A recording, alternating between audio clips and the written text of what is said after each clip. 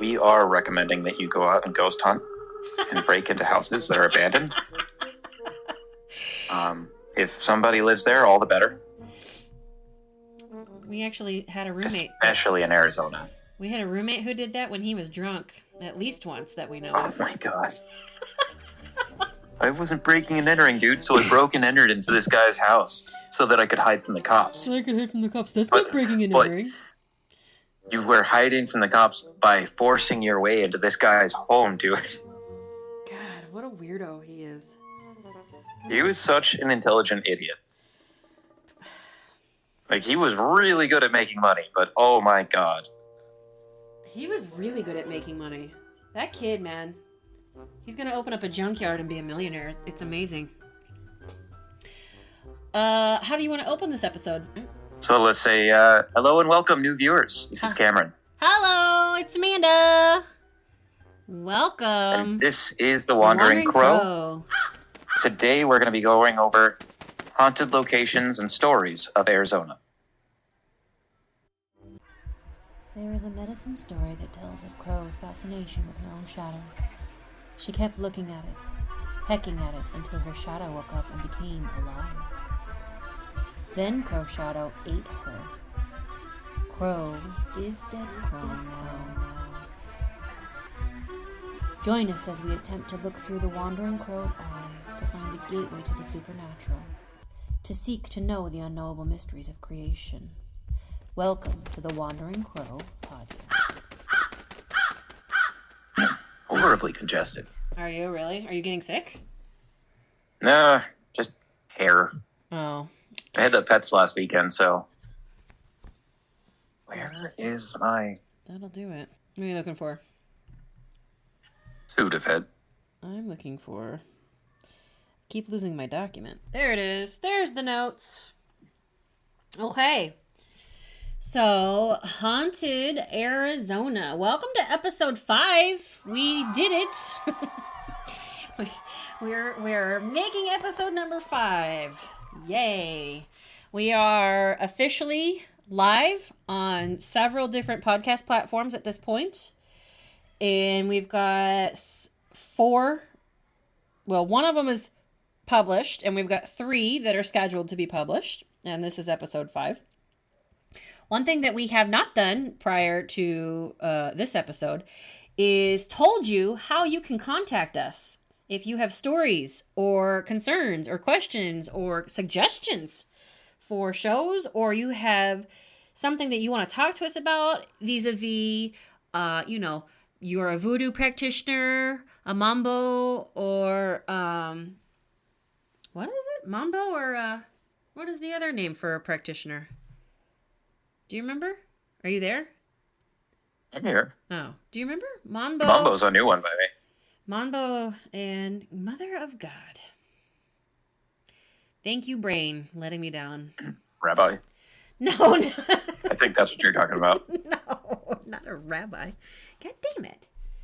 Now I'm going to get a voodoo curse on me for forgetting this very simple term. It's in my notes somewhere.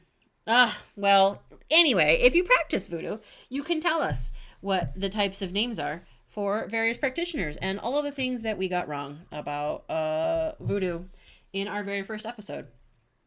But if you wanted to reach out to us, we do have an email set up, and it is wanderingcrowpodcast@gmail.com. wanderingcrowpodcast@gmail.com. And you can reach us that way, and you can tell us things that we could do better. Nicely, of course. We accept criticism. And suggestions and things that you like, and stories. We would love to be able to tell your stories if you have any that you'd like to be told. Cameron, anything from you? Yeah, so we are looking at people for interviews as well. So direct interviews, if you would want to give just a story, that's great too. Really, we just want to hear your side of the shadow. Yep, absolutely. Absolutely. I love hearing. There's nothing better than hearing other people's stories. One of my work associates he just finally figured out that I'm crazy and I believe in everything. And we started talking about it. And it turns out he believes in everything too. And he's had some really cool experiences, and he was telling me about them, like full body apparition type things. It was really neat to be able to hear his stories. I love hearing people's stories. So please tell us your stories. Any other little bits of housekeeping that we should do, Cameron? I mean, so I was joking before when I said that it's for sure a great idea for you to go investigate these things by yourself. Don't do that in Arizona. You will probably get shot. You will or absolutely arrested. be shot. Or arrested, yes. Yes. It's just not safe. It's just not safe. Not from the physical people and not also from the non-physical people. There's definitely a way that you should go about it if you're going to be doing ghost hunting. And I'm not prepared to teach about it. Because to be honest, I'm not much of a ghost hunter, but I do know how to protect myself from spirits. And I'm just saying there's a lot that goes into it. So I wouldn't recommend just willy-nilly going out there trying to catch stuff because, you know, you might get your wish. And what's the expression? Be careful what you wish for. So I think that's all I'm going to say. Curiosity killed the cat. Yeah. Yeah. That's a great one. Curiosity did kill the cat. Probably 9 times. Because the cat didn't learn. Who knows? You'll find a drug deal gone bad, or who knows? Who knows? And, you know, Arizona especially has got a lot of weird shit out there. You know, I actually really wanted to investigate indigenous stories. So I looked, I spent quite a lot of time looking for some stories from the Tohono O'odham, from the Dene, from the Apache in the area. And what I discovered is, and actually I wrote it down because I didn't want to forget this. This comes from, well, I have a link. I don't know exactly what it was, but it was some article from jjance.com. It says, among the Tohono O'odham and many other American Indian tribes as well, storytelling is a wintertime occupation. Tohono O'odham stories can only be told between the middle of November and the middle of March. I learned about the wintertelling tale prohibitions during my time as a librarian on the reservation. Someone took me aside and gave me the warning. If you tell one of the Itoi stories, Itoi being the Great Spirit, during the spring and summer when the snakes and lizards are out, one of those may swallow the storyteller's luck and bring him harm. I had never heard that before, and I love it. And I think out of respect for that prohibition, I will not be telling any indigenous tales until we'll just save that for the dead winter. What do you think about that, Cameron? Does it make sense to you? Well, you said the middle of March, right? So we're still in the clear. From November until the middle of March. I mean, technically, as we record this, we're in the end of February. But by the time it gets played, it'll be April. So, I don't know. I didn't write any stories down, to be honest. I found some, and I took quite a few notes in my Kindle, but I did not actually put them down here. Okay, so I have a ton of stories all over Arizona. I forgot how much research I had done. I'm really surprised. What about you, Cameron? I didn't do a whole lot. I just went over this really Wickenburg, and then there was a local legend about somebody named Lizzie. I guess that's what they just affectionately call this ghost. Cool. Both in the Vulture Mines. And then I've got some personal stories of things that me and my friends have seen over the years. Ooh, fun. All right. Like Scottsdale, Mountain Hills, Mesa. Really? Mm-hmm. Oh, so fun. Okay. So do you want to tell one of your stories first? Which one were you excited about? I don't know. Tell me a ghost story of Fountain Hills. Because I actually have... So there is a website, and did I save the website? It's from hauntedplaces.org. And on hauntedplaces.org, they talk all about haunted places in Arizona. And one of the places, and I heard this all the time when I lived in Fountain Hills, but Okay, Ashbrook Wash, Fountain Hills, is supposed to be haunted. Legend That's claims. one of them. Yeah. Is that one of your experiences? Yeah. Awesome. All right, so let me read this and then you tell your story. Ashbrook Wash, and for those of you who don't live in Arizona, I feel like wash is a really local word. It means area Very like deceiving too. yeah, it's like area of wild plants, and the wash is where extra water goes when it rains. It's like the runoff, like the wash from the rain is kind of my understanding of what a wash is. It is basically a river, but only when it rains. Only when it rains. So it's dry most of the time, except for just like twice a year when the skies open up and just dump gallons and gallons of water all over everywhere. And I mean like inches. Like it's an obscene amount of water that gets rained on all at one time. It's like Arizona just saves it all up for twice a year. So Ashbrook Wash is in Fountain Hills, and I heard growing up all the time that Ashbrook was haunted. I've been there a few times, and I guess I was never there at night or anything. It was during the day. Like we had some volunteer things where we had to clean out all of the brush and get rid of all of the fire hazard stuff. I never felt weird about that area. But I always hung out with the bad kids, so we were there only at night. So. Oh, were you? Well, there you go. So the legend claims that cold spots, ghostly noises, and shadows that follow you can be found in this spot. There is also tales of a young woman who was murdered here, and some people claim you can hear her screams. That's it. That's all they say about Ashbrook Wash. I never heard about this woman who died there. I didn't know there was somebody that got murdered there. Me neither. I knew that there's drugs are a horrible problem in Arizona, and I heard that that's where they go at night. Is like they will do their deals down there because it's away from the streets, but it's still accessible. Yeah, that makes sense. It's a private-ish place where you can go and do your business. Prostitution happens down there sometimes, and basically, if you see somebody else, just don't approach them. Yeah. You go down there and you mind your business. Yeah. And do not look like a cop. You go down there, you see other people, you just get the fuck away. That's the best. You walk away. Yeah. With purpose. Well, what's your story? What happened out there? Also, I've had a few friends that reported seeing. So first of all, they've been down there for a little while, right? Okay.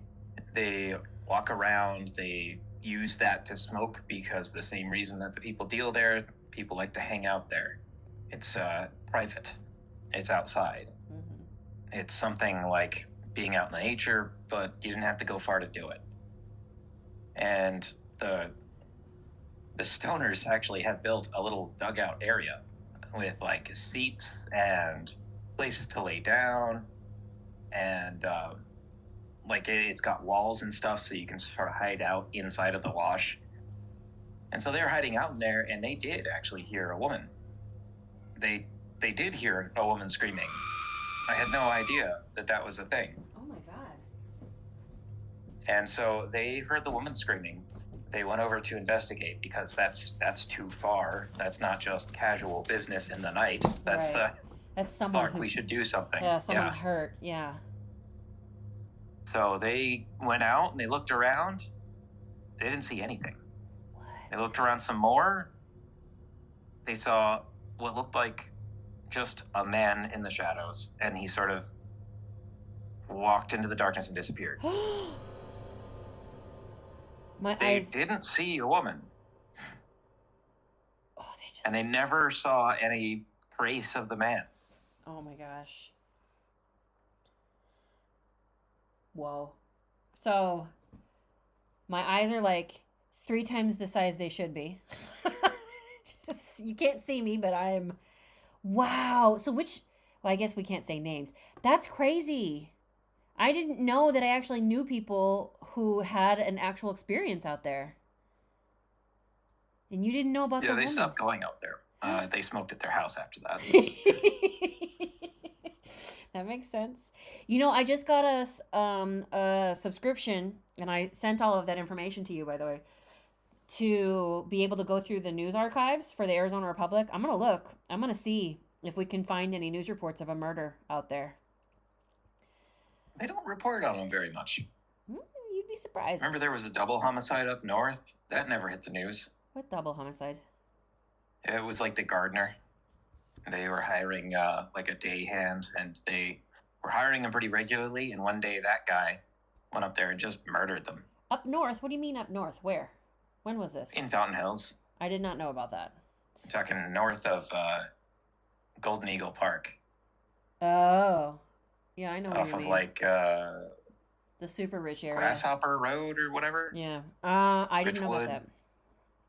It would surprise me that it wasn't reported on, like, at all. Well, I mean, obviously they took care of the situation, but it wasn't reported. Interesting. Huh. It spread by word of mouth. Everybody knew that it happened. We saw the cop cars. There were pictures and stuff of it because, you know, we're not really a big town. Yeah. But it wasn't really talked about in the newspapers, so that type of thing would go unnoticed. That's weird. Maybe it was just the Fountain Hills newspaper. I'm gonna check. I'm gonna check the Arizona Republic. I'm doing it. Hopefully, I find something. Well, you know, one of the Arizona Republic guys lives in Fountain Hills. I did not know that. It does not surprise me. All right. Yeah, he's their executive. Who is he? I want to say he's like an executive producer, but I don't know that that's true. I don't know. One of their bigwigs. I don't know. Yeah. Whatever. I don't care. Here's a story about the McDowell Mountains following the Fountain Hills theme. So the McDowell Mountains are a really great range of mountains that are east of Fountain Hills. Yes. Yeah, east. East. They're not very far. Overlooked them. Yeah, we got to see them. Four Peaks. Were those the McDowells? Four Peaks is also the McDowells? Yeah, I think so. No. McDowell Mountain is its own mountain. Right. Yeah, so actually I don't know where that is. Hold on. It's nearby Fountain Hills. It must be. It's one of the mountains. We had an entire school named after it. Yeah. Okay, somewhere in the vicinity of Fountain Hills. And there's a lot of homes at the base of the mountains. So somebody reported, I live here, and I heard from a neighbor once that there are reports of ghost planes flying overhead that make a weird whirring sound, usually from 1 a.m. to 4 a.m. The plane was a passenger jet from the 80s that had taken off from Sky Harbor Airport in Phoenix and was flying across the country. The pilots lost control, and it allegedly crashed east of Thompson Peak. Thompson Peak is actually between Fountain Hills and Scottsdale. The plane doesn't harm or curse anyone, but it's quite a scary sight to witnesses, apparently, and really adds to the culture of the East Valley. So there you go. So McDowell Mountains, and it shows a picture of Thompson Peak. Oh. Yeah. All right. Well, there you go. So you had a story from Scottsdale? Well, yeah, that's a slightly older town. Yes. So this one was from some of the people I worked with. Some of the Walgreens over there. Should we name brand names? I don't think we should. Why? I'm gonna from the place that I'm gonna name my business's name. Okay. So I was there as a manager, and I was working their night shift, and they said, "Don't be caught here alone. It's kind of creepy." And I asked them why. They're like, "Oh, well, sometimes the carts move. You'll see stuff fall off the shelf, and if you see it, you have to pick it up. They don't want this place to look like a mess, and if they see you on camera ignoring something." So I was closing, and sure enough, I kind of fumbled with the registers a little bit. It's my first time closing this store. So I was alone, and I told them, just get out of here, enjoy the rest of your night. I'll deal with this. So I faced up the store a little bit, and I saw some shit fall off the shelf. Like everything they said actually happened. I went to the back stock room to put away some of the customer returns. One of the fucking six-wheelers had rolled out. Oh. To the middle of the room. Not just like 3 feet. No. It rolled out and then turned perpendicular. Oh. Oh my.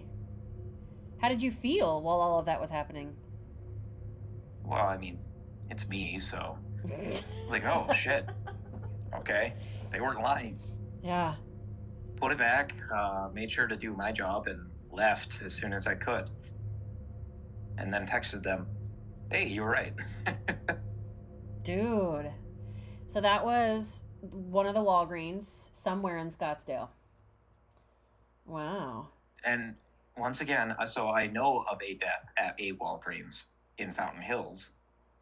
Oh, really? Didn't know that somebody died at the Walgreens in Scottsdale. I guess it makes sense, you know. You got your drugs. If people can't get them on time, maybe they're vengeful spirits. Mm-hmm. Could be. It could be. I have one. I'm actually really proud of the work that I did on this one. This one is in Tempe. So this came from the same website. What was it called again? It's called From Haunted Places, and it's www.hauntedplaces.org. And they talk about haunted places in Arizona. Well, one of the places they talk about is this store called Trails. In Trails, they used to have these really cheesy commercials, and someone would talk in a really loud voice, and at the end they would go, "Trails!" with this like crazy echo, and it sounded kind of like a gunshot a little bit.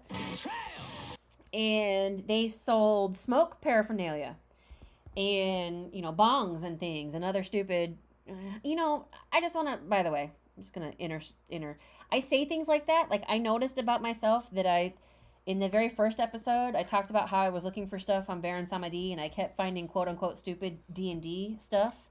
I actually don't think things are stupid. I don't know. When I'm frustrated, I insert that word stupid in front of things.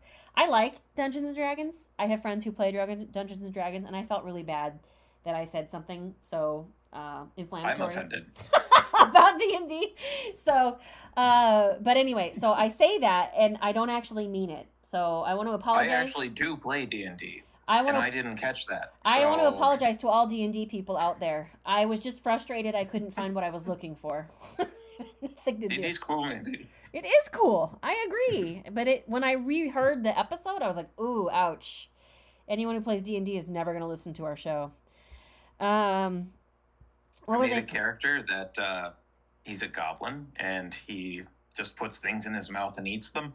Oh. One day we came across a field of babies. Oh. No, Cameron. No, you didn't. Yeah, we called them... Oh, okay. They are little blue gusher babies that apparently restore your mana, your spell slots, and they act like a long rest instantly. All right. Okay. My character currently has 2 of them strapped to his chest like grenades. Oh, cute. Okay. No, I use them occasionally. All right. Well, anyway, so Trails. It was a smoke shop. And it sold smoke paraphernalia and all kinds of other... That's why I said stupid. I couldn't think of, the word. But, hippie type cheesy... the kinds of shirts and stuff with, mushrooms and psychedelics and not just tie-dye. But you know what I'm talking about. that specific kind of look that existed in the 80s and the 90s. They sold those kinds of things. The Rasta. The super... Yeah, but not, the authentic... stuff. I know. Yeah, okay. The college kid Rasta. The college kid fake Rasta, yeah. So, and that kind of thing. That's what Trails had. So, hold on. I just had an alert come, and I need to mute this, because I don't want to hear it. Also, up to you whether or not you keep the part about the babies in. It's funny when it occurred. I might leave it in. Anyway, so Trails, there was one in Tempe. And it is, if you go to ASU, it used to be where the restaurant called Sun Bear, Sun Bear was a Native American who taught shamanism to white folk. I meant Sun Bar, excuse me.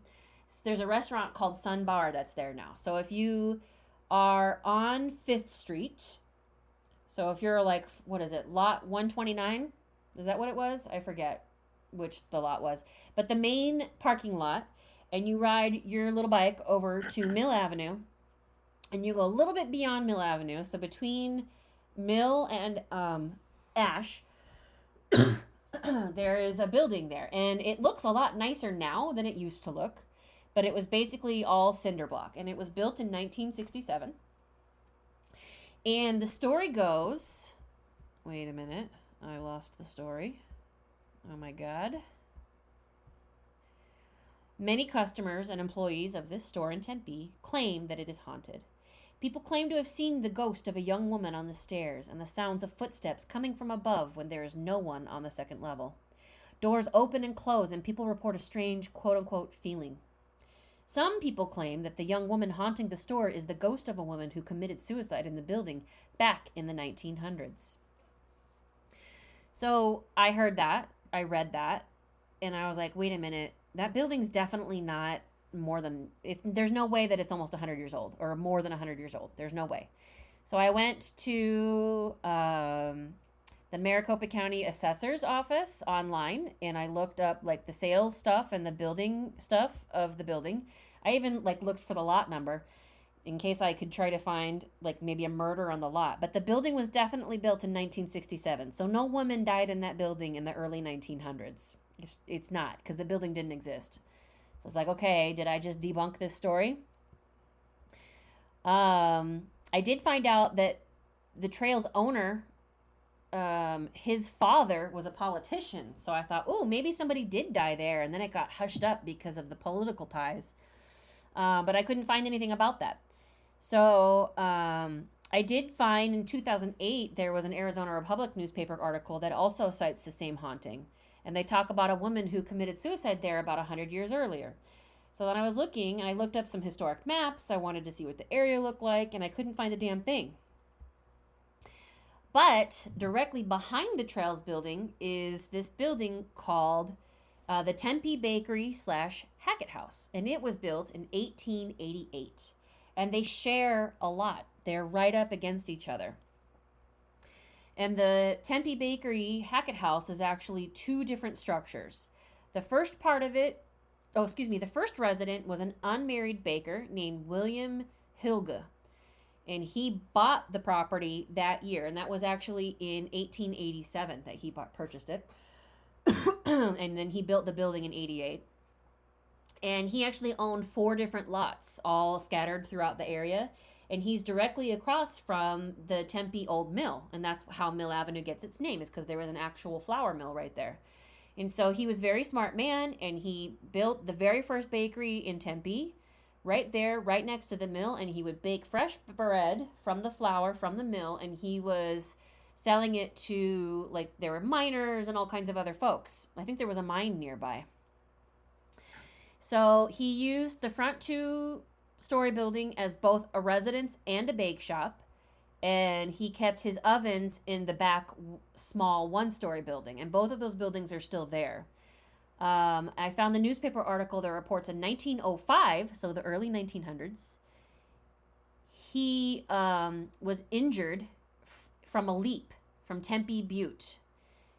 So he suffered from what they called melancholy, which these days we would call depression, and so he had a history of being suicidal. So he tried to kill himself early in 1905, and then a few months later, after he had recovered from almost killing himself, he actually shot himself with a Smith & Wesson .38 revolver. So he was only 57, and he was actually found in a cellar, which was 75 feet from his home. He had dug it as a way to escape the hot weather, and he would sleep in it in the summers. And he went into the cellar and committed suicide, and it was behind the property. So if you look at the map, that cellar where he committed suicide is actually, I believe, where the Trails was built on top of.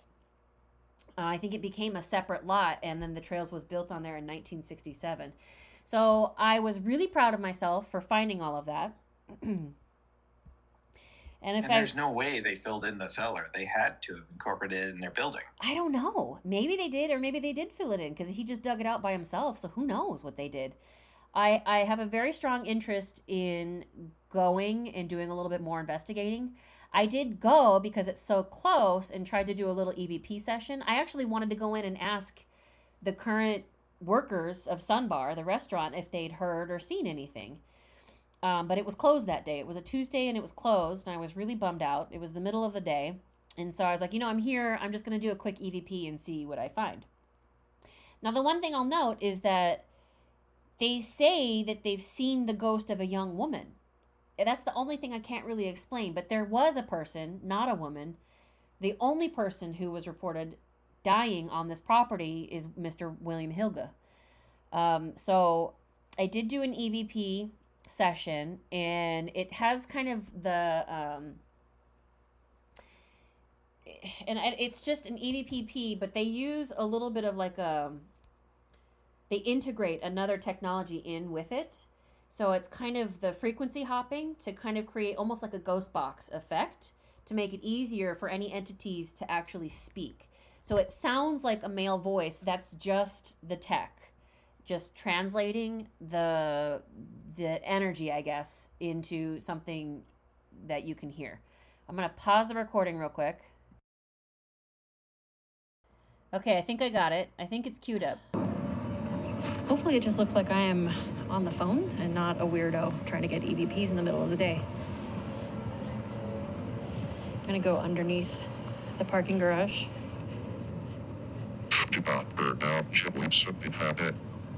Holy shit.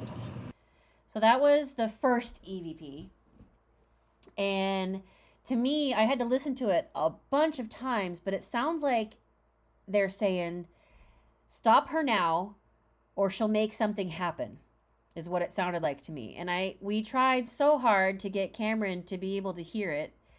And for whatever reason, it will only play on my computer. So I don't know what the deal is with that. So, but I don't know. I just thought that was really weird. Stop her now. She'll make something happen. What do you think of that, Cameron? Did I lose you? Are you actively practicing these days? Yes. Well, maybe that's why. I know. I thought about that too. Stop her now. She'll make something happen. All right. And then there was a second one. So I wandered around and I talked and I tried to get something to talk to me and it wouldn't. And I did get 2 EVPs and both of them occurred as I was entering. So the way the building is built, it's 2-story, but one part of the second story overhangs a parking garage, a very small parking garage. And the first EVP, I was, for the very first time entering, I was crossing over from outside, quote unquote, the building into the parking garage area. And then I had moved over to the west side of the building and I was on the sidewalk. And then I crossed back in. I was moving east again and I ended up under the parking garage when the second one happened too. So hold on, let me cue that up. All right, and I've queued up the second one. It took me a while to find it, but here's the second one.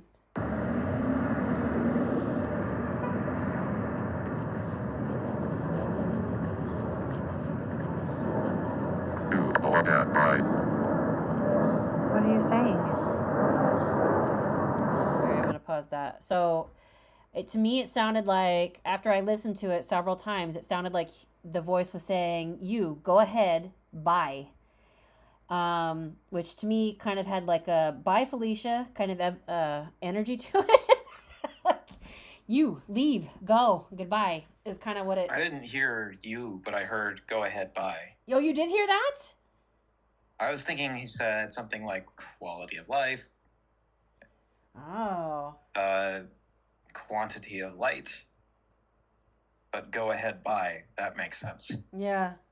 I mean, I don't know. I'm not the best at decoding some of these. They don't sound great. You have to listen to them a billion times to be able to figure out what's being said, which is why I wanted you to hear it. But we had that technical difficulty of it's just not playing for you, no matter how we try to send it to you. So the first time I had just assumed it wasn't downloading because my work has no internet, but yeah, it just kept giving me issues. I find that extremely annoying. Anyway, so that was Trails. It's on my list of things to do. I do want to call them and see if anybody would be willing to give me some interviews and find out if anybody's heard or seen anything since it's become the Sunbar. Sunbar purchased the building. So Trails went out of business in 2019. Sunbar purchased around the time of COVID, and they just recently did a remodel, which you and I both know it tends to kick stuff up. So I would be really curious to see if the haunting is still continuing there with the new employees. But I never going liked out it. of business right before everybody's interested in your product. Well, I imagine it has something to do with the legalization, because it was big when it was illegal. That was where you went to get what you needed.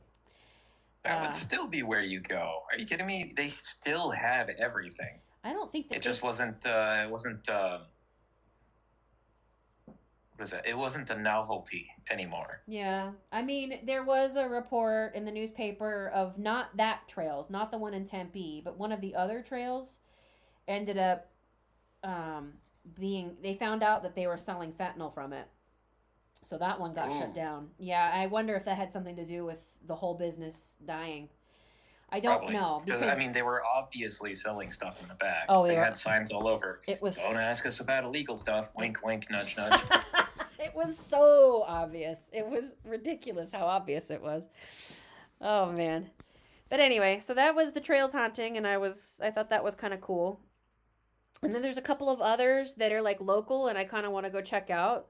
There's apparently a Harbor Freight store in Apache Junction, Arizona, that had an old man died there. And he does all kinds of weird stuff there. He's apparently a practical joker.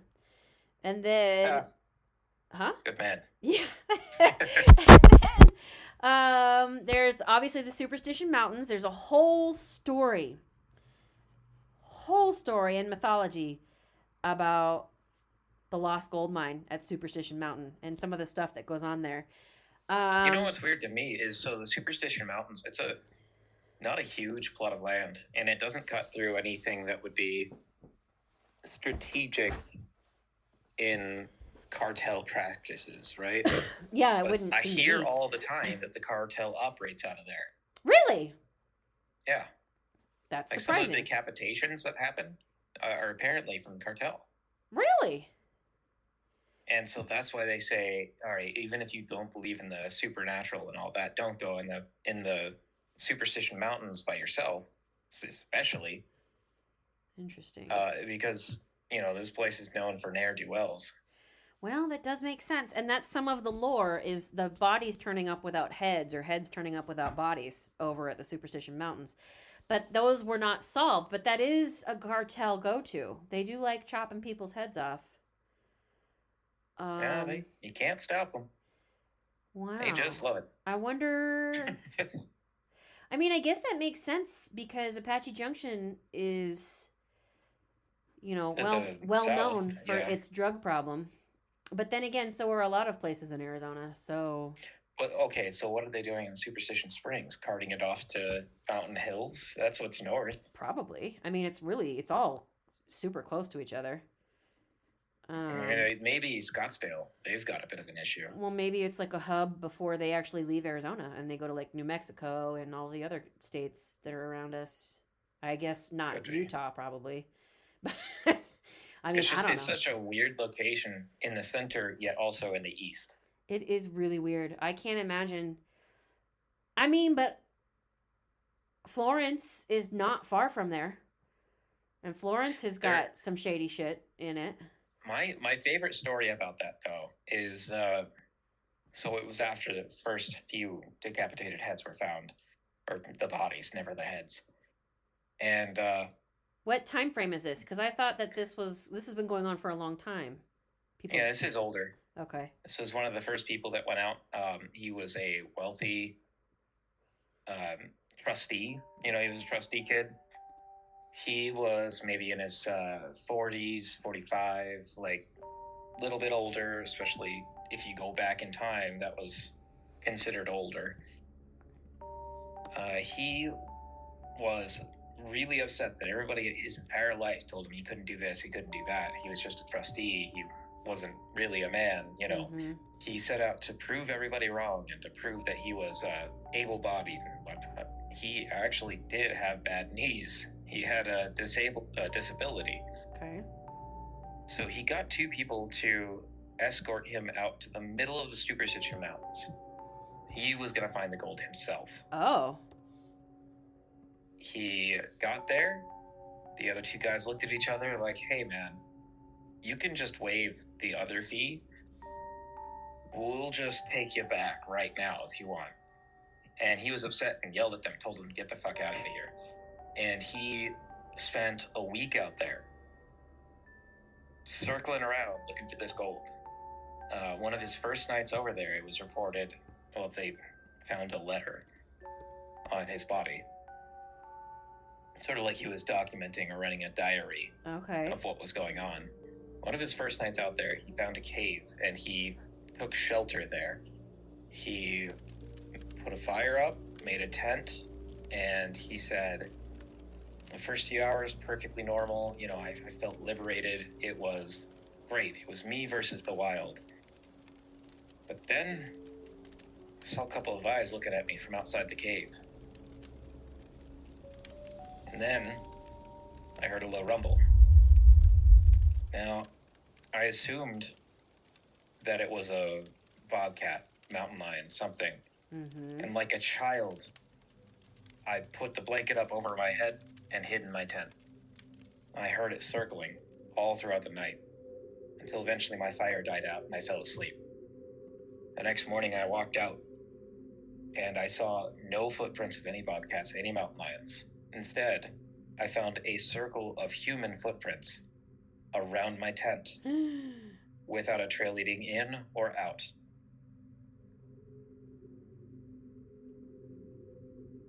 There are a couple of other notes found on his body that talked about how he actually survived for quite some time until he found the mountain that he thought was going to be where he found his gold.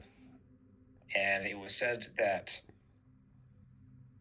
he wrote that a small human that looked a little bit off approached him. It's like he specified that it was a human as if he had to say it to himself. And he was approaching the mountain and it stopped him. It said, look, if you turn around now, we'll let you leave. The mountain? Wait, what? The person that approached him. Oh, okay. As he approached the mountain, this person said, if you turn around now, we'll let you leave. We've been watching you. You seem harmless enough. You haven't disrespected the land. You can leave right now if you want. And he told them to get the hell away. I don't know who you are. And he wrote about it in his journal because he thought immediately about the tent. He thought this person had just been messing with him the whole time. Okay, now I've got a face to it. And he was pressing on. That was the last note he ever wrote. They found his body headless by that mountain. Supposedly the same mountain where he thought the gold was, but obviously things can be moved. That's sad. And so stories like that happen all the time in Superstition Mountains. Mm-hmm. That's been going on for a long time. The Superstition Mountains are in kind of the eastern part of Arizona, like mid-eastern part of Arizona, east of Phoenix for sure. And there's an area, this thing called the Lost Dutchman's Gold Mine, and there's a bunch of ghost towns and little tourist traps that kind of capitalize on the Lost Dutchman, and there's a lot of roads called the Lost Dutchman, and the Lost Dutchman is like this really huge local legend. Apparently, this Dutchman lived out in the mountain and found this massive, massive, massive gold mine. But before he could tell anybody where it was, he died unexpectedly. And to lend credence to the tale, apparently he showed up into town flush with just bags and bags of gold. Like this man had just lots of, I don't know, nuggets or whatever, gold pieces that he had searched out. So it did seem like he had struck something. And people wanted to know, but he died before anybody could tell him. And so that's how the legend was born. And there has just been a ton of misfortune and catastrophe, and people who tend to go into that mountain tend not to come back out alive. And there's a really long story about it. But apparently the Dutchman wasn't actually Dutch. He was German, and that was Deutsche back then. And so he was Deutsche, and it became Dutch because, you know, we're American and, you know, we don't know the difference anyway. And so that's how it became the Dutchman. But he was actually a German guy, a German immigrant named Jacob Waltz. He lived from 1810 to 1891. Like, that's verifiable. We know that. He was a real person. It's such a long story. But so he comes, he goes, and just a series of explorers and amateur gold hunters are go into the mountain and then don't come back out. And I think I'm not going to tell it because this is such a long story. It goes on and on and on for pages. Put together a crew. Yeah. Everyone chickened out. Oh, you did? Yep. Oh, you crazy. Because I lived right next to it. There's supposed to be some really crazy stuff that goes on up there that has nothing whatsoever to do with gold. Yeah, everyone chickened out because, you know, a lot of people die up there. A lot of people die up there. There is supposed to be some pretty wild things that happen up there. Lights, balls of fire, weird portals, strange animals, all kinds of things happen up there. Ghost lights. People report seeing ghost lights up there all the time. It's not a joke. That is a really potent, strongly spirit-centered area. I wouldn't. I was fully prepared to go, but I'm not going to go by myself because any number of things could happen, and that just... Yeah. Let's say I do run into the cartel or a mountain lion. I'm found dead in a week. Oh, well, the spirits got him. No, I feel like if the spirits get me, I want there to be witnesses. Mm-hmm. It's crazy. Well, I mean, I guess safety in numbers, but even still, there's nothing that's going to stop the cartel from killing a whole bunch of people versus just one. True. All right. So I've been talking for a while. What about you? Tell me another story. I just told the last story. What are you talking about? What? Okay, fair. That's fair.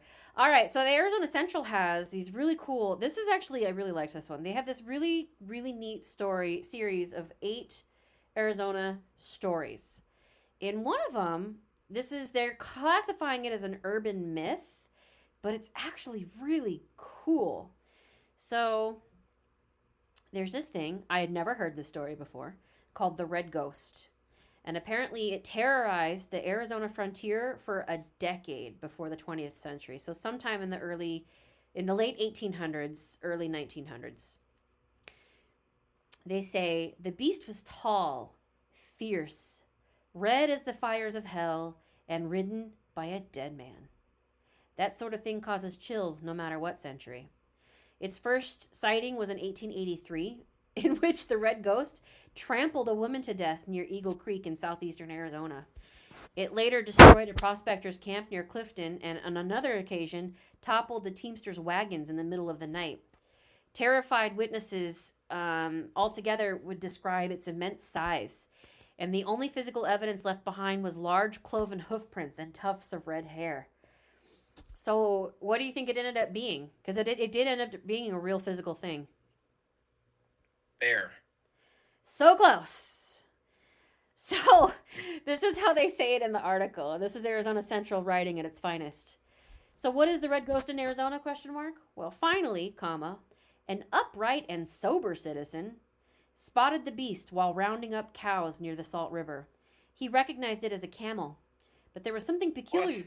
Yeah, but there was something peculiar about this dromedary. Camel? Yep, it was a camel. He says there appeared to be a skeleton of a man lashed to the back of the animal. They say that before the Civil War in the U.S. Army, they employed camels as beasts of burden while surveying a wagon road across northern Arizona. So apparently there is a reason why it would be there. The camels performed admirably, but were also independent and cantankerous. Some were sold at auction while others were turned loose in the desert. So when a group of prospectors spotted the Red Ghost near the Verde River, they shot at it but missed. The animal bolted, something fell to the ground. It turned out to be a human skull with shreds of flesh and hair still attached. So it sounds like a human rider was on this camel and some way, somehow died, still lashed to the camel. And this poor camel had to wander around with a dead, rotting body on top of it and it just rotted to pieces off of this thing. And the red part was, I think, the blanket that was used as like this to hold the saddle.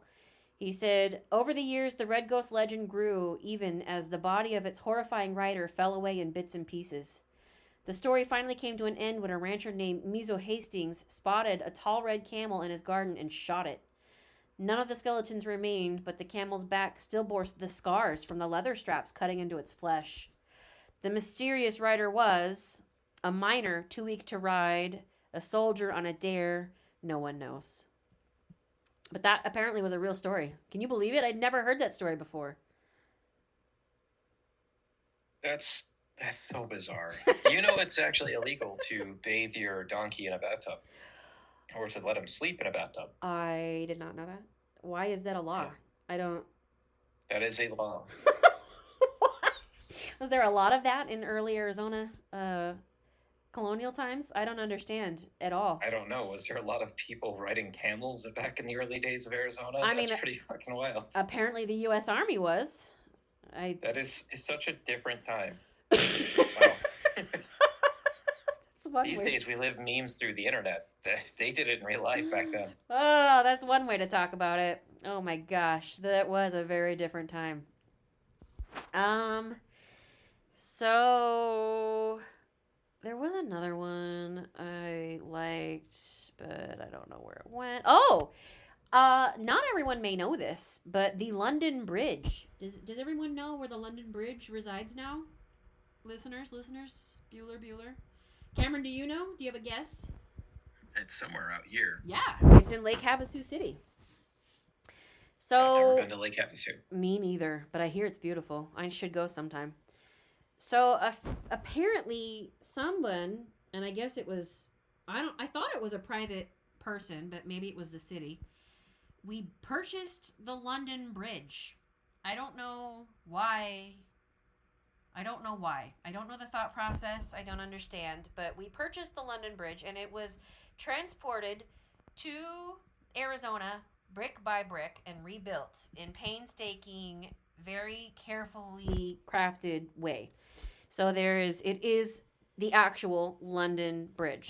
Every piece of it. I'm sure there were probably just a few small parts that had to be kind of fixed or whatever, but the majority of it is the actual London Bridge. Apparently, a lot of residual energy came with the historic span, since apparitions in Victorian clothing have been seen since the dedication ceremony in Lake Havasu City in 1971. They say that a London Bobby still patrols the bridge, a Bobby being a police officer for you Americans out there. A woman in black is seen reliving her suicide, leaping from the bridge but then vanishing before hitting the water. And more than one paranormal investigation claims that Jack the Ripper is still attached to the bridge. I didn't know this, but apparently all of his murders were committed within a mile of the bridge, and some people theorize that he might have used the service doors and small passageways in the bridge in order to elude capture. That's really cool. I actually had no idea. I need to go. Yeah, I didn't know that either. That's neat. We could totally go there. And then the last one I wanted to talk about was the domes. The domes of Arizona. Have you ever driven past these, Cameron? Are you talking about the weird things that came up right after? They're off the 202. Yeah, they're like in kind of almost Casa Grande. They're not quite in Casa Grande, but they're really close. It's like super South That's Chandler. Different. Yeah, I used to work there as an EMT. Oh, you did? In Casa Grande? Yeah. So we were stationed in Santan Valley. Every time we moved up, or if there was a call in Casa Grande, we had to go to what they call it, the 5 point. Mm-hmm. And it's like you cover 3 different cities, just one ambulance, because there's no one else available. Dude. That was stressful. Yeah, it would be. That sucks. The next call is on us, and there is that place is known for having accidents, and all kinds of crazy shit happens out there. Mm-hmm. That's the wilderness. Dude. Well, go ahead. So the domes, we would drive past there sometimes on our way all the way over to Arizona City. And we would respond to calls, obviously, in Casa Grande, Arizona City. What's that one in between? Coolidge? Yeah, Coolidge. I don't know. In between. And so there's a ton. Oh, in Sacato. Oh, yeah. I've got it in my head now. There's a ton of Native American, culture and spaces still all over that area. You mean like the ruins and stuff? Yeah. Mm-hmm. And there's And still so reservation there. Saskatoon itself is just a massive reservation. It is a entire city that is built up. Which, by the way, if you look up Saskatoon, they have their own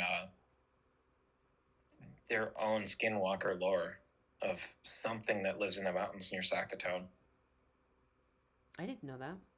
Yeah, they don't actually say that it's a skinwalker, because skinwalker is something different. This thing skinwalker is like is what a white Dene. people think of a skinwalker. So something like that it. weird, dark monster thing that eats people. Interesting. That's weird. I'd love to hear more about that. The domes, I think, are south of Saskatoon.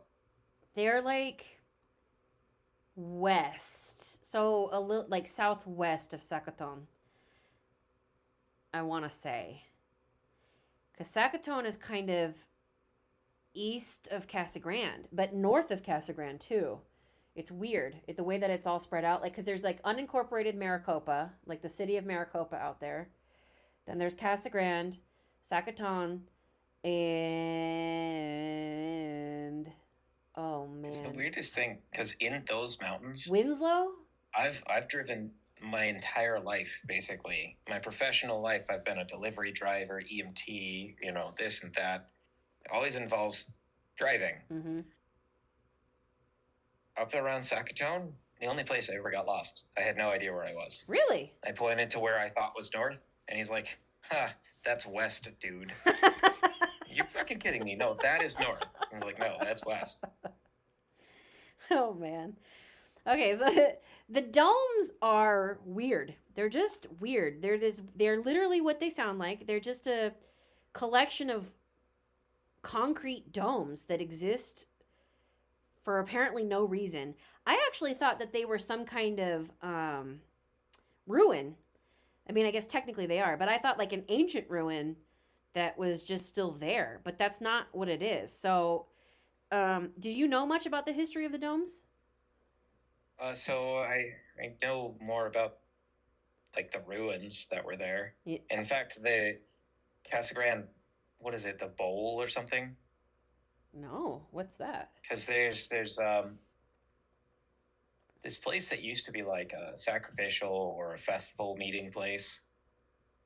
And then there's the domes that were moved like southeast of those. And the dome was used essentially for the same thing later on, but is currently a meeting place for Satanist rituals. Well, at night. I think there might be a little bit of combining different things, because there are ruins in Casa Grande. Talat and I went and checked them out, and they're really neat. The beautiful, beautiful structures built by the Tohono O'odham, and the ancestors of the Tohono O'odham, almost 1,000 years ago. It's incredible. It's this clay structure that still exists. It's beautiful. But north of there is where the domes are. The domes... Maybe it's the domes that I'm thinking of. I think you're thinking of the domes. The domes were built in 1982. Apparently, an electronics company called Intercon Technology decided it was going to move from California to Arizona. And what it did was they manufactured circuit boards for computers and watches. And they wanted to make it really big during the tech boom, and Arizona was a good place to do it. In fact, Arizona's pretty big for tech right now. And their owner, her name was Patricia Zeb, decided the dome design because it was cheap, quick to build, and would help with temperature regulation in the hot Arizona sun. The foundations were laid, steel frames were erected, and then they would do these giant like polyurethane foam balloons, and then they would apply the concrete while it was wet onto the balloons and the steel structure. And then after the concrete dried, they would deflate the balloons, and that's how they got the domes. It was like crazy cheap. It only took like 6 weeks. It only cost like $150,000 to build. And there were 4 of them. So one's more like a flying saucer shape, but then there's others that are kind of, I guess, like long and caterpillar-like. I don't know those. I've never seen those. And there's supposed to be some tunnels which run under the site, which were meant to be ventilation shafts to help keep things cool during the summer. And I guess there were supposed to be 7 buildings, but 3 were not finished. The foundations were laid, but the buildings itself were not built. Unfortunately, before they could actually move in and finalize the building of the buildings, money ran dry, they defaulted on a loan, and the bank took control of the company's assets. They also discovered that the groundwater in the area was contaminated, further kind of cementing, just the bleakness that they were never going to be able to build anything there. And it's just basically been left to rot. So that was 82, I said, and what are we in? What year is it now? 24? So we're talking about 42 years these things have just been sitting there. So what started to happen was people started hanging out there, and because there were just these weird structures out there, and it's actually apparently a really good place to go stargazing, and big chunks of the concrete are falling through, so there's a lot of holes in the dome so you can kind of see the sky. They say that visitors report unusual sounds and strange figures lurking around the site. Some have heard children screaming in the distance. Others feel that they've been stalked by mysterious figures. Those brave enough to visit at night might hear someone faintly whispering in their ear. Because of the holes in the roof, on a windy night, in combination with the shape of the structure, makes a really weird howling sound, which scares people away. People say they feel a sense of uneasiness and panic upon entering the domes. Now, here's something I didn't know. Apparently, the domes are the burial ground site for the Anasazi tribe, and they're the ancestors of the Pueblo and the Tohono O'odham people, I guess. I don't quote me on that. I'm guessing. So I'm still pretty sure that So it was a friend of mine that went there. He was urban exploring at night. Uh-huh. And he said that there was a bunch of people with candles and black hoods, and they were drawing symbols on the floor, and they had themselves a little meeting there at night. And he was chased away, and they were chased away by a security guard. Yeah. Yeah, there is security, and there are ne'er-do-wells that hang out there. So that's totally true. According to this article from phoenixghost.com, the domes attract occultists. So what happened to your friend, that's actually verified by other accounts. Witnesses say that a cult of mysterious robed figures uses the dome to perform blood rituals and sacrifices in an attempt to channel energy from the shape of the structure. Occultists have claimed that the unique shape allows them to open portals and summon demons from another dimension. According to some, the cults not only sacrificed animals in their rituals, but also humans as well. There is some evidence to back this up. Police have found the remains of dogs in the dome, as well as parts of a human body stuffed into a plastic bag. And some people... Yep. And some people say they've been followed home by demonic apparitions after leaving. These days, because it became such a regular occurrence for people to be there and crime started to happen there, and because the buildings themselves are falling apart, there is, it's been gated off, it's fenced off, and local law enforcement monitors the domes really regularly. It's part of like some kind of route, like it's like a patrol route that they do to make sure that there aren't people there anymore. So you can go there and you can try to hang out and do like an investigation, but you're going to end up probably getting a big old fine and yelled at by police officers if you're lucky. If you're not lucky, a demon will eat you. So there you go. Or parts of you will be cut off for some occultist ritual.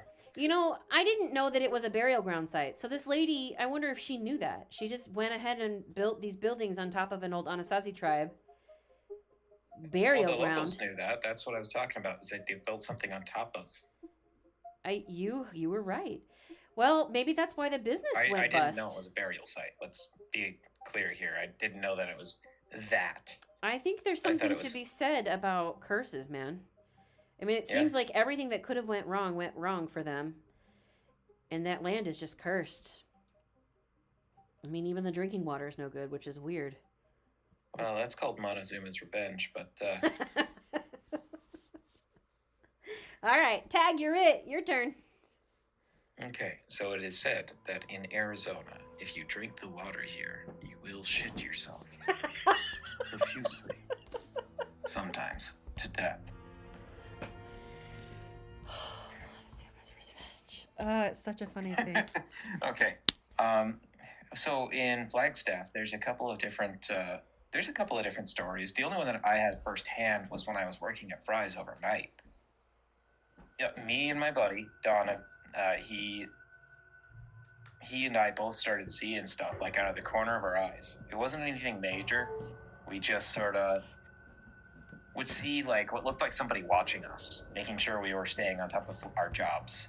Okay. And we thought it was our managers. And so we would look over, sort of try to make eye contact with them, like, what are you staring at? And there'd be nobody there. One day, I saw somebody standing in the freezer where there isn't enough room for somebody to stand. It looked like he's a bigger guy. His name was Brian, and he was standing behind a six-wheeler in front of a pallet of ice where there was only like 3 inches space. No way he could have been standing there. So I sort of looked up, sort of ignored it, and then I realized it registered. Oh shit, what the fuck? And I look back up, he's not there. And I go outside of the freezer. Yo, have you been in the freezer? No, what are you talking about? I was up front trying to put away the other pallets. No way, I just saw you in the freezer, dude. He's like, shut up. This place is not haunted. Stop messing with me. I don't believe in that. So I dropped it. I left it alone. I was like, fucking, you were in the freezer, dude. And 2 nights later, me and Don were talking in front of him, and we're like, no, this place is definitely haunted. Haven't you seen, like, out of the corner of your eye, it looks like one of the bosses staring at us, and there's nobody down there? Haven't you heard somebody whispering that wasn't there? And he's like, dude, there's no way this place is haunted. As far as I know, nobody's ever died here. And a cart that was about 6 feet away rolled slowly in between all 3 of us, like we were in a C-shaped formation talking to each other. It rolled into the middle of where we were having our conversation and stopped. What? As if to say, get back to work. Fucking big guy's like, there's no way that just happened. Shut up. No, that doesn't prove anything. Dude, was that... We went back to work. Where was this one? What city was this one in? Flagstaff. Whoa. This was the Fry's by Route 66. Holy crap. All right. Do you... Well, obviously, you remember Bash's, right? In Fountain Hills. Mm-hmm. So I worked there for a really, really long time. Years and years and years. And I couldn't ever tell you that I felt like it was haunted or anything. Like every now and then I would feel like someone called my name and no one would have called my name. But there was one time or something really similar happened. I was walking through the aisle, heading to the back room, getting ready to go because I was the clerk that night and I was getting ready to go do something in the dairy, I think. And one of my managers was on the other side of the door, peeking through the window in the door. And he smiled at me, this really big, weird, mischievous smile, and waved at me and then like jumped away from the door. It's like, that is so weird. Why is he so weird? That was so, like, why did he do that? I mean, he was kind of weird, but I don't think he would have done that. Did you work with him? The short little trustee guy that he was the one that was wealthy that didn't need to be there. Yeah. Yep. Yeah. Because he had the other business, and he had several different businesses. To kill some time. And it was the insurance, I think. So, oh yeah, that's right. Yeah. Yep. That was Carrie. Have I told you this story before? That's weird. Oh no, I just remember Carrie. Yeah. So it was Carrie, and his smile was weird. It was so weird. Like, I'm going to totally play a trick on this girl kind of smile. And I was like, what? That's not like him, though. Freaking he wasn't weirdo. The type to play tricks. It was weird, and it got me like, what is he doing? So then I walked in, and I looked around, and he wasn't there. And you know how, like, the back room was one big long hall, and it started in between the meat department and the dairy, and then you would circle around to the left, and you would end up in the bakery, like behind the bakery. Like, remember that? Yeah. Yeah, so I was like, what the hell? And I had a question for him too, I think. So I looked around, couldn't find him, checked the dairy, he wasn't in there, checked the loading dock, wasn't the loading dock, kind of rushed around to the bakery, he's not in the bakery. I'm like, where did this guy go? So I come back out through the bakery to the front, like, where the hell is Carrie? And then I spot him, and he's with one of the other older clerks and a third person, one of the baggers, and they're all three shooting the shit. And I was like, dude, what the hell was that? And Carrie was like, what? I was like, why did you run away from me? I had a question for you. He goes, when? I didn't run away from you. What are you talking about? I'm like, dude, I just saw you in the back room. You smiled and waved at me. You were back there. And he looked at the other clerk, who was kind of a trickster, and they smiled and laughed at each other and were like, no, Carrie's been with me the whole time, Amanda. Like, he wasn't there. I'm like, you're fucking with me. He was there. I saw him. He was there. And they laughed some more, like it was a big funny joke. I was like, it's fine, whatever. Just tell me the truth. I was annoyed. I had run around the whole store looking for him, and now they were laughing at me, and I was really annoyed. And I'm like, no, we don't know what you're talking about. He's literally been here the whole time. And then the laughs went from laughing at me, ha ha, Amanda's losing it, to ha ha, is Amanda losing it? Kind of like really awkward laugh. And that's when I realized that they weren't messing with me anymore. Was the laughter turned weird, and they looked at each other like, is she okay? And then they asked me, are you okay? And I kept pushing. I'm like, no, you were there. I saw you, Carrie. You were there. And they're like, he really wasn't, Amanda. I don't know what you saw, but he really wasn't. And it was a weird doppelganger thing. And I've never been able to forget that. But that's like a lot like what you described in your freezer situation with your friend. Just trickster spirits at work. Yeah. Yeah. It's nutty. I think about the people that you work with from day to day if they had supernatural powers. Yeah. That's probably what's going on. Yep. A restless spirit with just wandering through and said, I'm going to mess with this girl, and smiled at me. Trying to have some fun. Yeah. God. Died at work. They live at work now forever. Well, what are you going to do? I don't know. Like, nothing like that ever happened before, and it never happened again. I kind of wonder if sometimes they just pass through, you know? Like, maybe. Mine seemed to actually just be there. I think it was there. Oh, yeah, there is a story about somebody that died in the frozen department. He died in the freezer. Oh, no. It was one of those where, you work overtime endlessly, like we all were. But he was an older man, and he fell asleep in the freezer and died. Oh, that's terrible. He was in there for a while, too, apparently. God. They didn't find him for some time. They thought he was just calling out. Oh, he was no show. In there long enough that he missed a whole shift? Mm-hmm. Good God. That's a terrible thing to have happen to someone. Poor guy. Like, it's a small freezer, but that's actually believable. Yeah. I worked there, and you get 12 pallets of turkeys in a place that's only meant to hold 6 pallets, and you've got to make it work. Mm-hmm. So if you do make it work, and then you pass out somewhere in like a crevice, they're not going to find you for some time. Yeah, that's true. Because they got to work through all those pallets before they'll find you, and that can take a long time. God, that's sad. That's terrible. Ooh, and there was food in there. Yep. What do you do about that? Keep it quiet. Oh my God. Gross. Ugh. All right. Okay, well, there's some grocery stories. I have a couple Bisbee stories because I promised some. There is an excellent series of books. Hold on, let me pull them up here. So, where's the first one? So there's one called Haunted Phoenix by Debbie Branny. Hold on. Where did it go? There it is. Yep, Debbie Branning. called Haunted Phoenix, and she does a whole series called Haunted America. And it seems like she's actually a local of Arizona. So she started in Arizona and went around and then did a bunch of other ones of the United States. And then I've got another one called Arizona Ghost Stories. And then I've got the Haunted Bisbee one. And there are some really, really excellent stories in here, but at least the Arizona Ghost Stories one has a lot of indigenous stories. And like I said, I'm going to go ahead and respect the timing on that, and we'll tell those later. But Haunted Bisbee.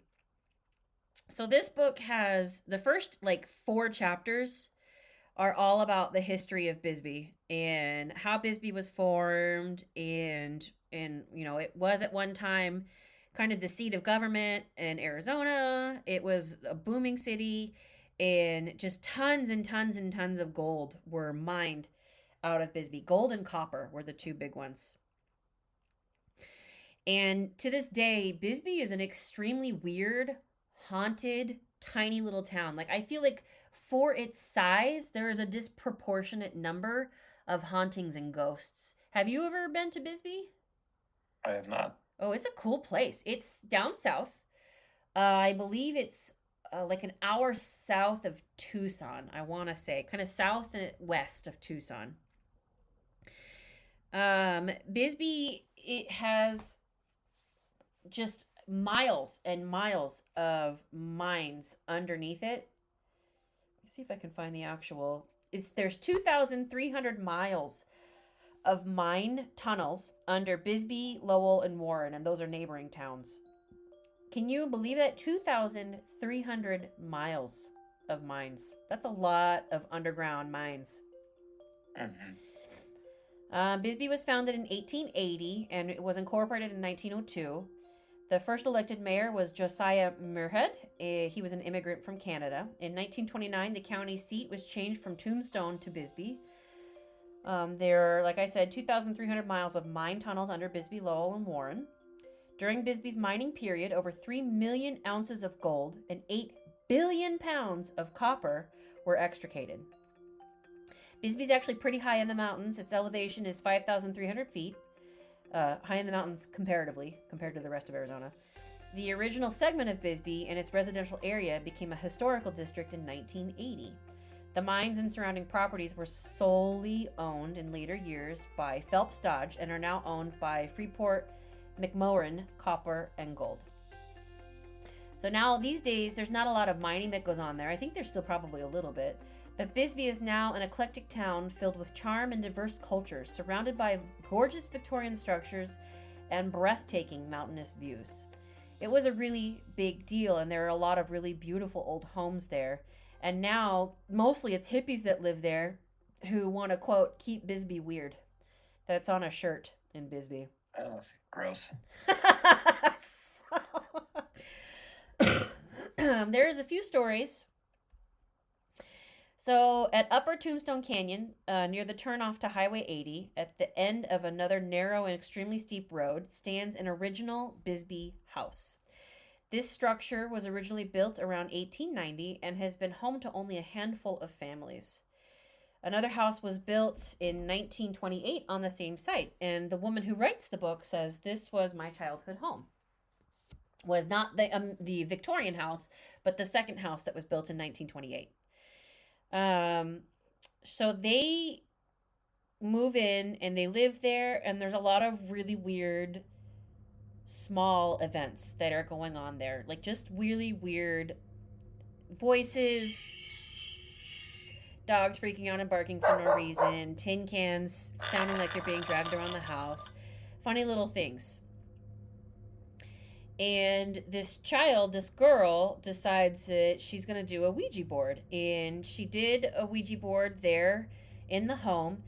And her mom caught her and was so upset, she grabbed the board in mid-play and went outside and broke it on her knee. Well, that's what you do. That's what you don't do. You have to close it and say goodbye, but she didn't do it. She basically left a portal open in the house. After that, things got a lot worse. And people started to feel really upset and attacked, and things were not going well. So until finally, her parents decided to call a local priest.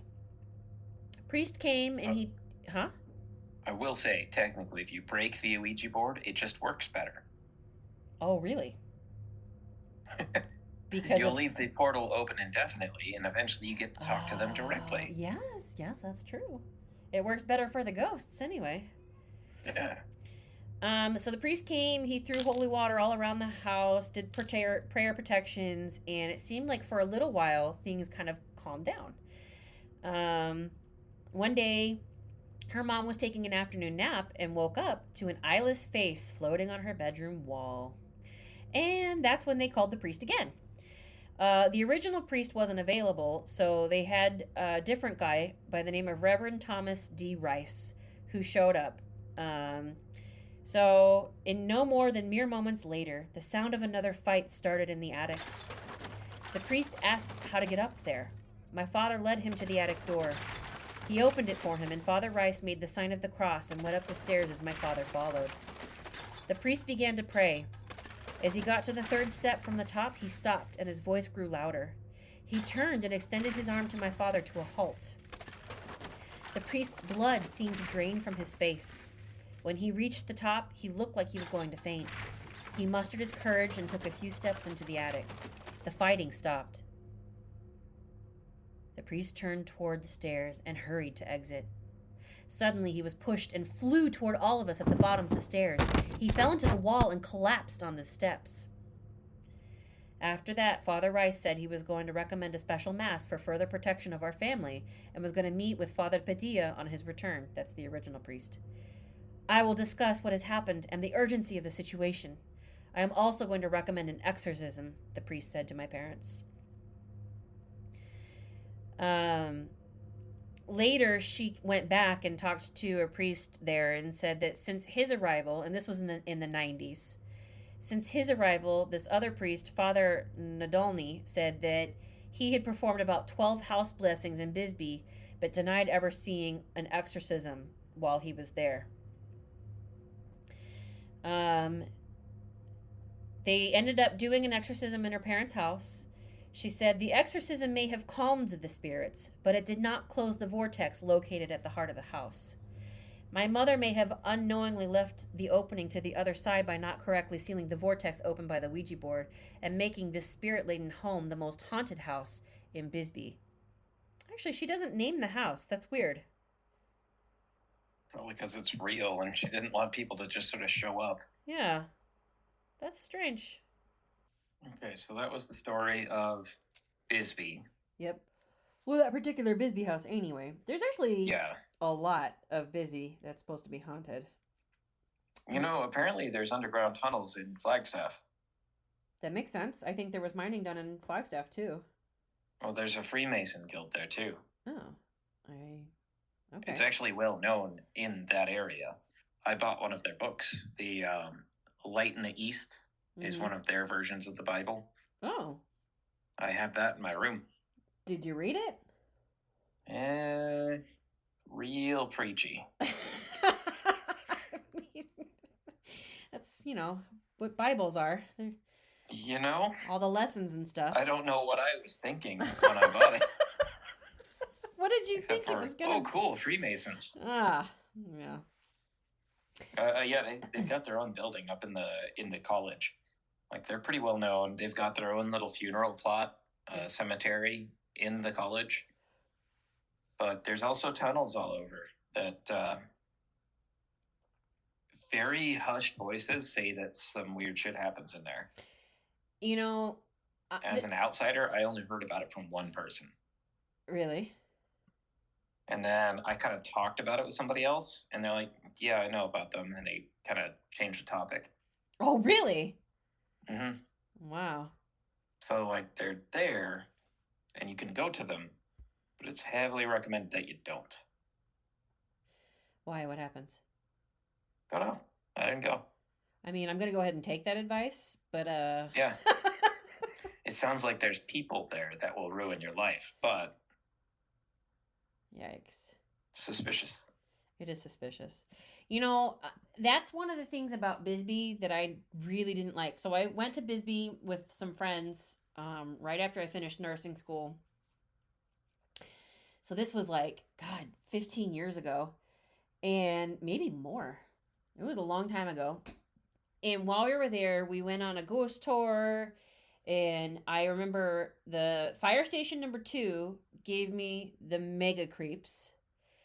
I really didn't like it. But the story that I read about Fire Station 2 and like the origin of the ghost was pretty benign. Like he was just a firefighter who died in his home, which was pretty close to the building. And he always said, when I die, I'm going to haunt this place. And apparently he does. And he plays little practical jokes. And it's really not that big a deal.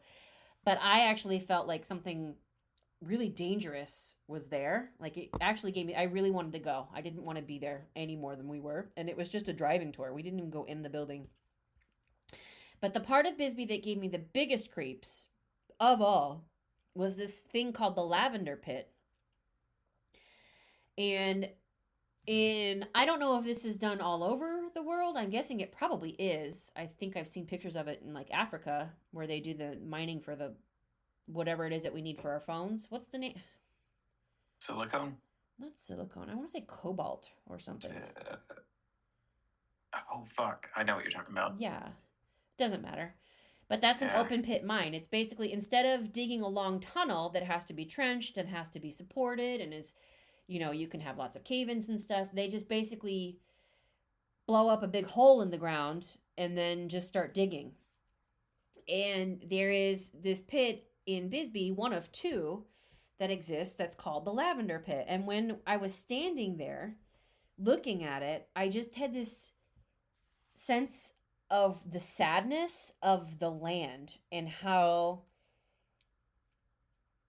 angry and like violated the land felt, because it was this unsightly big disturbed hole in the ground and it never got filled back in. Plants can't really grow there very well.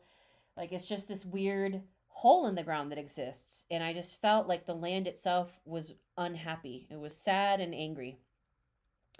And I feel like in mining towns and places where there is a lot of mines, you obviously have a lot of death associated with mines because it's a very dangerous job for a variety of reasons. But I also wonder if the surrounding area becomes kind of psychically sticky and ghosts are more likely to occur there because it's harder to pass through because the energy is so weird. Because the energy from the land is so messed up. It holds on to spirits more tightly. Is kind Weird of that you say that. Why? You know the one rule of Skinwalker Ranch, right? No, what's the rule? My voice cracked. The one rule of Skinwalker Ranch: do not excavate the land. Oh. Don't dig up for posts. Don't dig up for farming. Do not disturb the soil. What's the reason for their rule? Why do they say? They never said. Interesting. But then as soon as they started farming and started excavating the land, that's when the skinwalkers and the weird lights and all the weird shit started to happen. Huh. Guardians of the land, maybe. So excavation of the land, like you said, might have some sort of repercussions. Mm-hmm. Yeah. I mean, I really feel like it. People don't think of it as a thing, but the land has a spirit itself. And depending on where you live, like the different areas have different spirits. And the land is alive. It's alive. It's a living thing. And so people build new homes on top of old land, and they think because it's a brand new house, it shouldn't be haunted. Well, it doesn't matter how old the house is. What matters is the land and what's on the land and the spirits that are on the land. Skinwalkers in particular, I get a little bit annoyed because there's a bunch of Reddit groups. Well, there's one Reddit group for sure that talks about skinwalkers all over the world. And we've maybe talked about this before, but I've done a little bit of research about skinwalkers, and skinwalkers are very highly local. First of all, skinwalkers were created as a way for the tribe to defend itself. It was a gift from the gods to defend themselves in this war that they were losing. It's people. The gift was given to the shamans, to the people. It became a curse after the war I mean, it probably was before, but it was something that was necessary. But it continued on after the war, and in order to become a skinwalker, a human person has to commit an atrocious act, a terrible sin, which is usually killing a family member. And so they do this thing. It's a person who is learned in the magic who does this thing, and then they are given the gift, the quote unquote gift, of being able to shapeshift and become a skinwalker. And they derive their power from the land, from the mountains. And there's a very specific group of mountains that they draw their power from. The skinwalker cannot exist outside of those areas because they don't have power. They won't have the power to shift and be skinwalkers anywhere else except for in this small area of the Southwest, the United States Southwest. And they're not, like, people treat skinwalkers like they're spirit beings, but they're spirit beings that are tied to a physical human person. It's an actual human person. And I get annoyed when everything weird that happens in the woods, in the UK, in Canada, in West Virginia, people say it must be a skinwalker. Well, why? How? How could it possibly be a skinwalker? Do you know what a skinwalker is? I realize that that's probably a nitpicky thing, and that's like a personal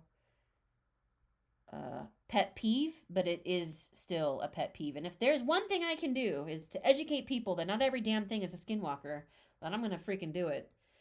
Because that drives me crazy. Like when you, Cameron, tell me that you maybe saw a skinwalker, I believe it because you live here in Arizona, and that's geographically possible, and we are, we know people. We know some of the people, so yeah, I could see that. It's a kind of a native joke too. Is like, I'll get my uncle and you. He'll throw in some skins. That's what they say. It's some drunk old guy that they know that will just throw on some animal clothes and wander into your fucking land. Just scare the white people away. I mean, but that they think is ridiculous. I would too if I were them. White people have co-opted their spirituality and turned it into this catch-all. That would drive me freaking crazy. I'm sure that it pisses people off. And it's dangerous. Oh my God. Did I tell you about Don? He's a filmmaker. He was trying to make a story about skinwalkers, and the producer said, no, we need to make these creative changes here, here, and here. He told them to go fuck themselves. Yeah. Because they were trying to make it like every other skinwalker story. Mm-hmm. And he's like, no, that's not what they are. That's not how we're representing them. No. People suck. Mm-hmm. But yeah, I totally agree. If we're going to talk about skinwalkers, we're talking about skinwalkers. We're not talking about a flesh-eating monster. Mm-hmm. We're not talking about the Wendigo, which is totally different. Totally different. It is still a person, but they get their powers from cannibalism. Yep. It's very specific. In the coldest months of the year, they resorted to cannibalism to survive. It is that spirit of survival that turned them into the skinwalker. And they're always ferocious, care about nothing else attitude. And always hungry, right? Don't they have a hunger that can never be sated? That's their curse for resorting to what they did. God, that would suck. That is different than a skinwalker. And they're dead, too. Wendigos are technically dead? Are they spirit, or do they have physical body? No, they're kind of undead. Oh, they're undead. Yeah. See, I don't know much about Wendigo. They're cursed to walk the lands forever hungry. Man, that's freaking awful. It drives me, because there's more things out there than just these two entities. There's more than just skinwalkers and Wendigo. There are a lot more things. And that's what I hope that we can help share and teach everybody. The different things that are out there. I would love to learn more about the spirits that exist. I don't know why. I just feel like people want things to be super simple and don't care about the nuance. It's like there's more than just two animals in the world. There's more than just dogs and cats, friends. There's also bears and chickens and ducks and pigs. But people just want to think in terms of just dogs and cats because it's easier. But it's not accurate. It's not, I don't know. It's weird. Do you know what I'm talking about? Or am I just rambling? That's lowest common denominator. Yeah. Because people, they are used to thinking in those terms. So they think of, oh, well, it does this, this, and this, so therefore it is the same thing. Which we did in the last episode that was published, but very specific reason. Right. Because they had more than just two things alike. The Hat Man and Baron somebody. Yep. It's to that, but a more simplistic form. Yeah. Some people don't take the extra steps. Yeah. And I hope that we can help increase the vocabulary a little bit, increase the knowledge of concepts. And maybe it's because it's so scary for people. They don't want to know more. That could be too. I do have one more story. Okay, I want to hear it. In the late 1800s, Vulture Mine was a bustling operation, attracting prospectors and fortune seekers from all over the world. As with many mining towns, the life of Wickenburg was harsh, and the conditions in the mines were dangerous. Accidents, violence, and disease were all too common. The legend has it, a miner named Henry Wickenburg, the founder of Vulture Mine, had a dispute with some of his fellow miners.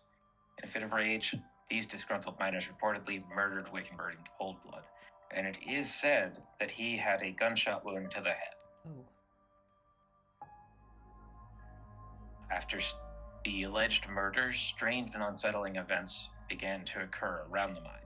Miners claimed to hear phantom footsteps echoing throughout the tunnels, and some reported seeing ghostly figures of Henry Wickenburg himself throughout the mines. Lights flickered without explanation, and the tools went missing, only to reappear in inexplicable locations. And to this day, it is said that you will hear him walking around the town of Wickenburg if you're there at night by yourself. The eerie occurrences became so pronounced that some miners refused to work in certain areas of the mine, believing that Henry Wickenburg's vengeful spirit haunted those tunnels. The legend of the murdered miner and the haunted Vulture Mine spread, contributing to the mine's mysterious reputation. Even today, visitors to the Vulture Mine report strange sounds, cold spots, and overall feeling of unease. While these accounts add to the mine's spooky allure, it's essential to approach such stories with a healthy dose of skepticism. So, to this day, people are still experiencing things. It's probably worth checking out, honestly. It made me want to go. To Wickenburg? Yeah.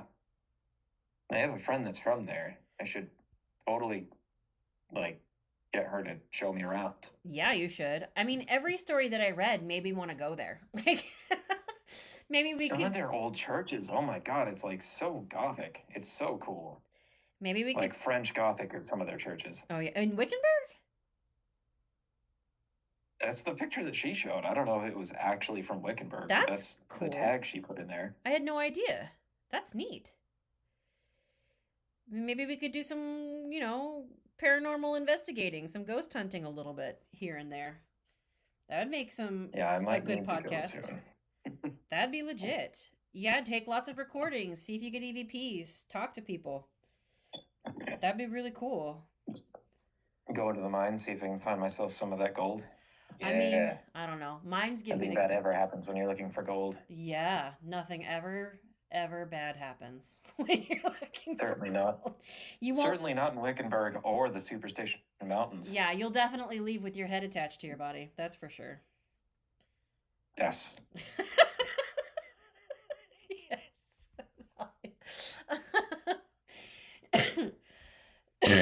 I mean, you don't have to be ghost hunting to lose your head either, though. I mean... Really, though, all I need is about $100,000 worth of gold, so I figured 2 pounds, and then I'll be good. I mean, that's not very much gold. So gold is up lately, It's somewhere around there. It's 1 ounce is worth 1,600, 1,600, something like that. Yes. So 2 pounds, I figure, would pay. That would pay my wages for a while. Yeah, it would. I love gold! So ridiculous. But that's what that made me think of.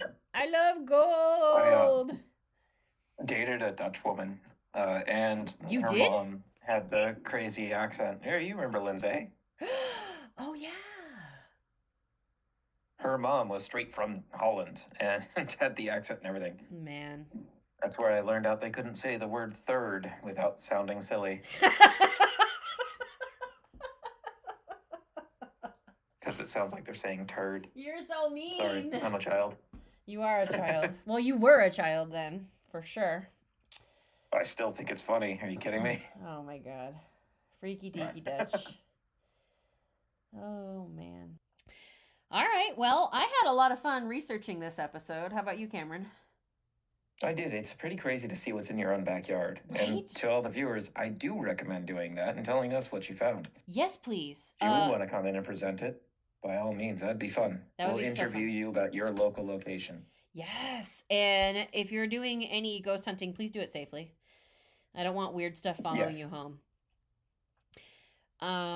Okay, so we had agreed ahead of time. What's our next episode, Cameron? You want to tell us a little bit about it?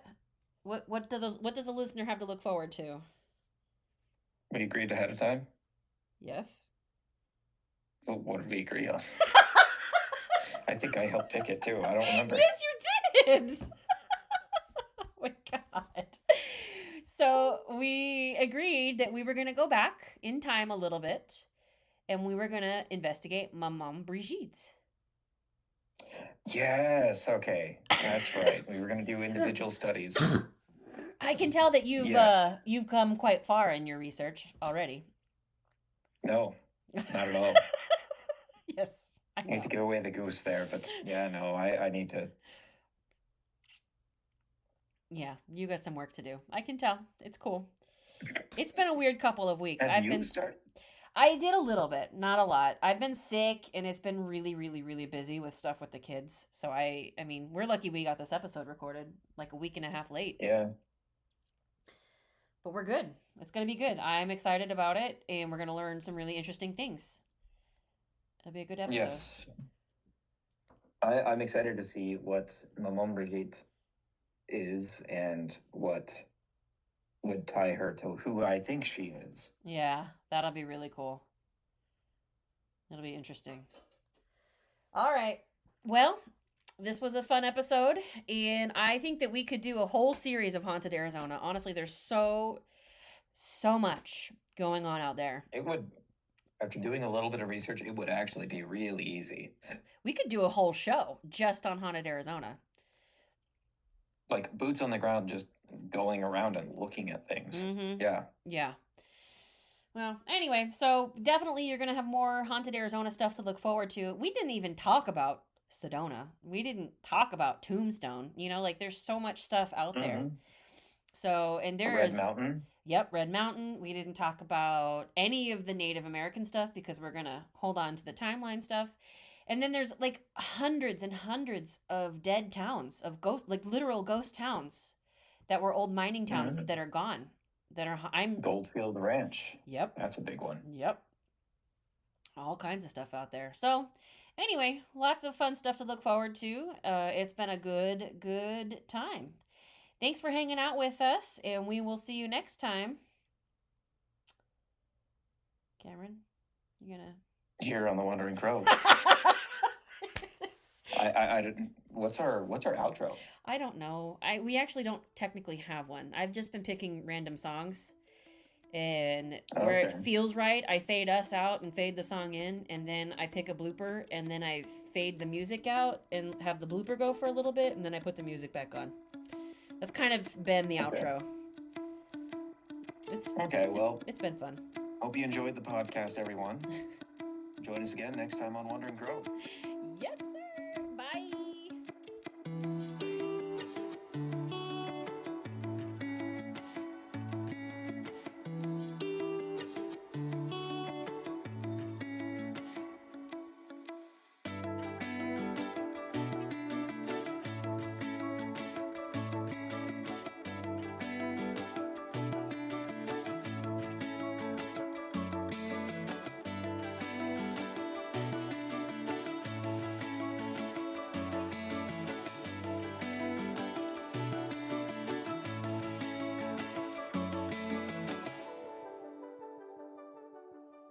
Deal with gold? Can you lift 2 pounds of gold?